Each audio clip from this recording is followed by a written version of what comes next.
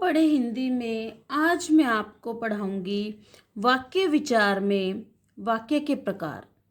आज हम करेंगे अर्थ के आधार पर वाक्य के प्रकार।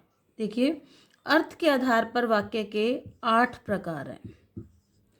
सबसे पहला है विधानवाचक वाक्य। विधानवाचक वाक्य, अब देखिए विधानवाचक वाक्य क्या है, उदाहरण के जरिए मैं समझाती हूँ। शाम के 5 बजे हैं। शाम के 5 बजे हैं। देखिए, जिन वाक्यों में किसी काम के करने या होने की सामान्य सूचना मिलती है उसे विधानवाचक वाक्य कहते हैं। कोई काम किया गया है या कोई काम होना है, उसकी सूचना दी जाती है, सामान्य वाक्य सूचना दी जाती है, उसे विधानवाचक कहते हैं। और उदाहरण देखिए, बिटिया खेल रही है। बिटिया खेल रही है। बिटिया खेल रही है। आज विद्यालय की छुट्टी है। आज विद्यालय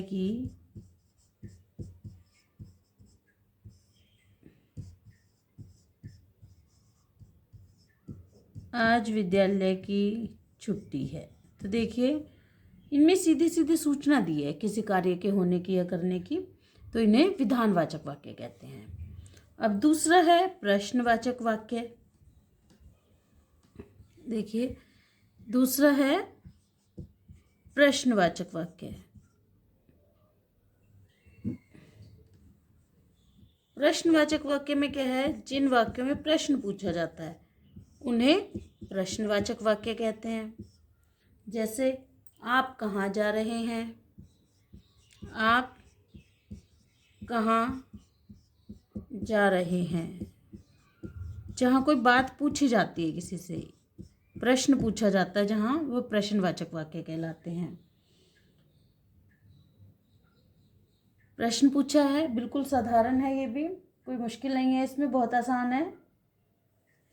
जैसे, परीक्षा की तैयारी कब करोगे। परीक्षा की तैयारी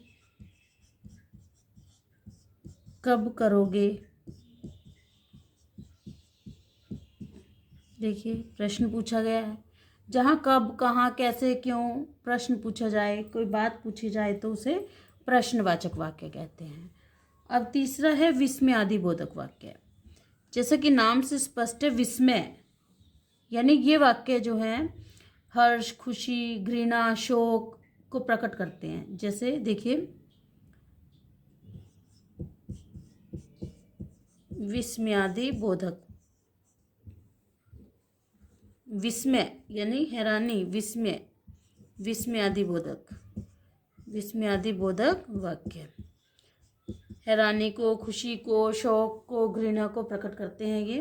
और विस्मयादिबोधक चिन्ह आता है। इनकी पहचान देखिए, अरे यह क्या हो गया। अरे यह क्या हो गया।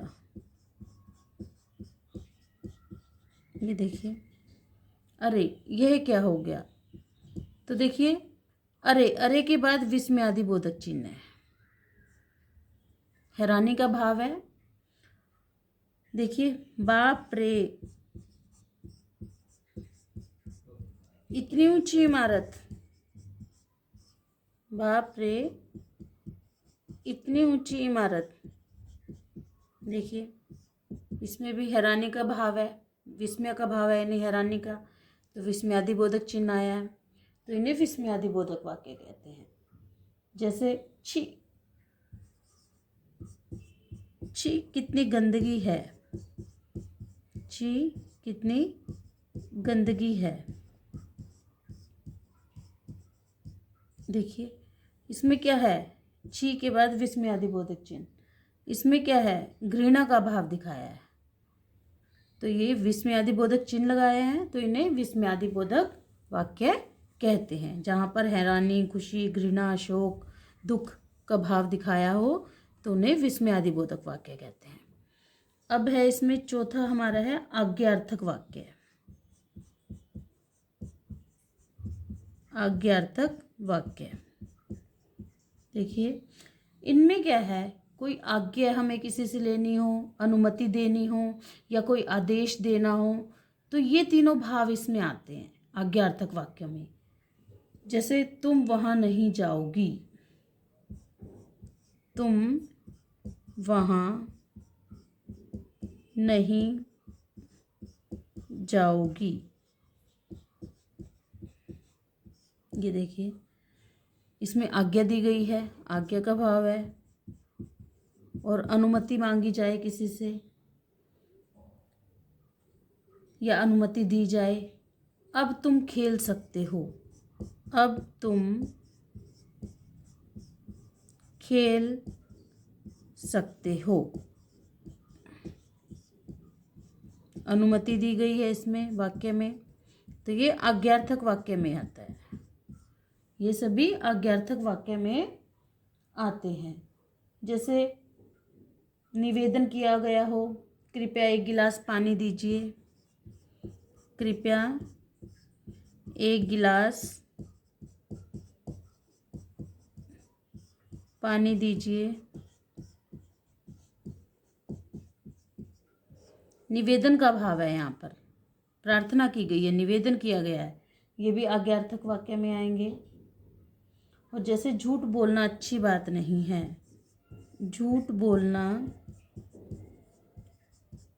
अच्छी बात नहीं है, अच्छी बात नहीं है, तो देखिए ये सभी जो है आज्ञार्थक वाक्य में आएंगे। जहाँ पर किसी से आज्ञा ली हो, अनुमति दी हो या कोई आदेश दिया हो या निवेदन किया हो, ये आज्ञार्थक वाक्य में आते हैं। अब है पांचवा हमारा है इच्छावाचक वाक्य।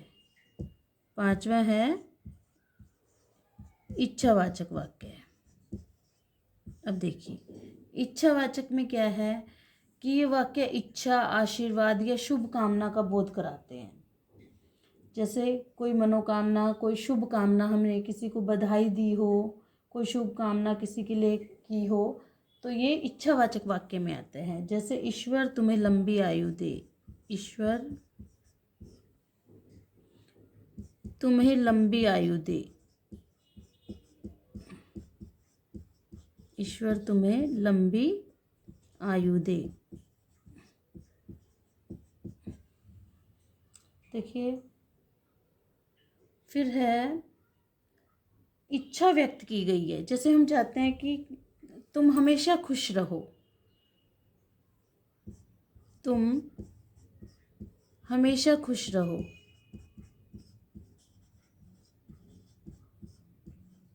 तुम हमेशा खुश रहो, ऐसी मेरी कामना है या ऐसी मेरी कामना है, तो ये इच्छावाचक वाक्य में आएंगे। ये जैसे आपका परीक्षाफल सर्वश्रेष्ठ हो, आपका परीक्षाफल सर्वश्रेष्ठ हो,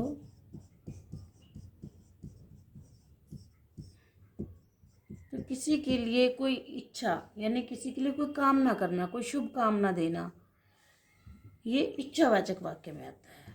अब है छठा है संकेतवाचक वाक्य। संकेतवाचक वाक्य में क्या है कि दो क्रियाओं का, किसी एक शर्त या दो क्रियाओं के आपसी संबंध का संकेत दिया जाता है। जैसे दो बातों का संबंध दिखाया जाता है, संकेत दिया जाता है। लोग एक दूसरे की मदद करेंगे, लोग एक दूसरे की मदद करेंगे तो संबंध बेहतर होंगे, तो संबंध बेहतर होंगे।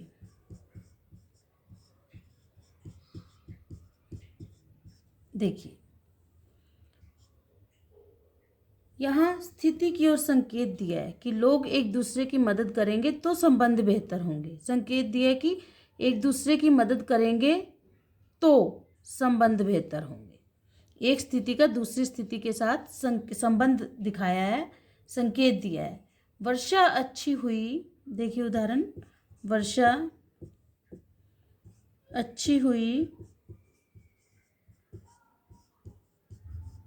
वर्षा अच्छी हुई, अतः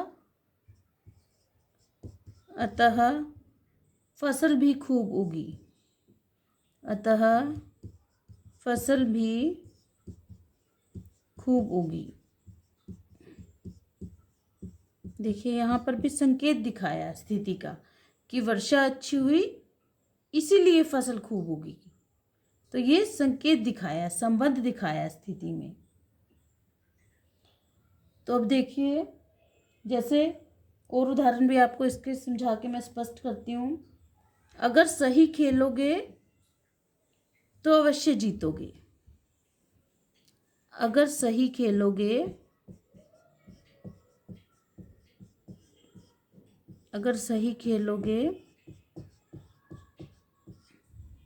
तो अवश्य जीतोगे, तो अवश्य जीतोगे। देखिए यहाँ क्या है, स्थिति दिखाई है, यानी कार्य को होना, एक कार्य को होना दूसरे कार्य पर निर्भर करता है। संकेत दिखाते हैं, अगर सही खेलोगे तो अवश्य जीतोगे, यानी सही खेलोगे तो जीतोगे। पहले सही खेलना होगा फिर जीतोगे। तो एक कार्य का जीतना किस पे निर्भर है, खेलने के ऊपर, कि अच्छा खेलने के ऊपर। अच्छा खेलोगे तो जीतोगे, तो जीतना जो है वो सही खेलने पर निर्भर करता है। तो यहाँ पर संकेतवाचक वाक्य दिखाया है। जैसे अब देखिए और उदाहरण, तुम चलोगे, तुम आओगे तो मैं चलूँगा, तुम आओगे तो मैं चलूँगा।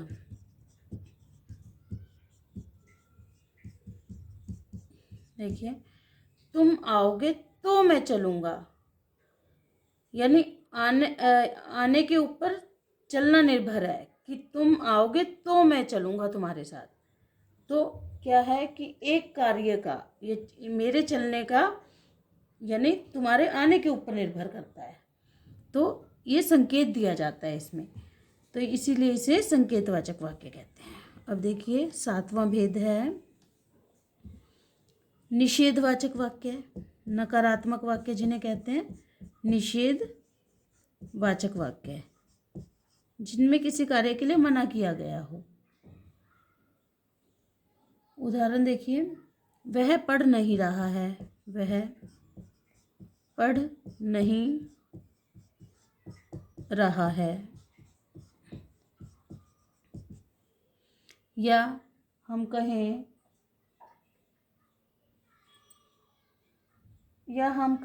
कहें कि मैं कल दिल्ली नहीं जाऊंगा, मैं कल दिल्ली नहीं जाऊंगा। इसमें भी साफ साफ नहीं कहा गया है, किसी कार्य के लिए मना किया गया है, तो उसे निषेधवाचक वाक्य कहते हैं। जैसे हम पार्क में नहीं जा रहे हैं, हम पार्क में या बगीचे में नहीं जा रहे हैं। देखिए इसमें भी मना किया गया है, किसी बात के लिए, पार्क में जाने के लिए मना किया गया है, तो ये निषेधवाचक वाक्य कहलाते हैं। देखिए और देखिए 8वां भेद है संदेहवाचक, इंग्लिश में जिसको डाउट कहते हैं, संदेहवाचक वाक्य है। जब किसी कार्य की संभावना जताई गई हो, शंका पैदा की गई है, संभावना, शायद कल बारिश आए, शायद कल बारिश आए, हमें पक्का पता नहीं है कि बारिश आएगी, पर ये अंदाज़ा लगाया जा रहा है, यानी संदेह व्यक्त किया जा रहा है, संभावना जताई जा रही है कि शायद कल बारिश आए, तो इसे संदेहवाचक वाक्य कहते हैं। जैसे शायद साइकिल खराब हो गई है। शायद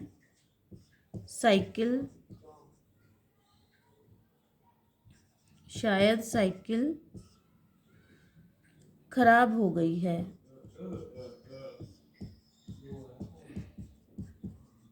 ये देखिए, यहाँ हमें पक्का पता नहीं है कि पक्का साइकिल खराब हो गई है, पर संभावना जताई जा रही है, शंका पैदा की जा रही है कि शायद साइकिल खराब हो गई है। अब देखिए, और देखिए उदाहरण, हो सकता है,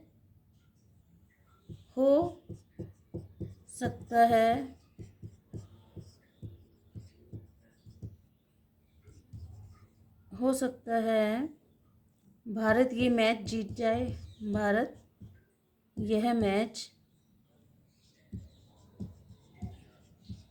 जीत जाए।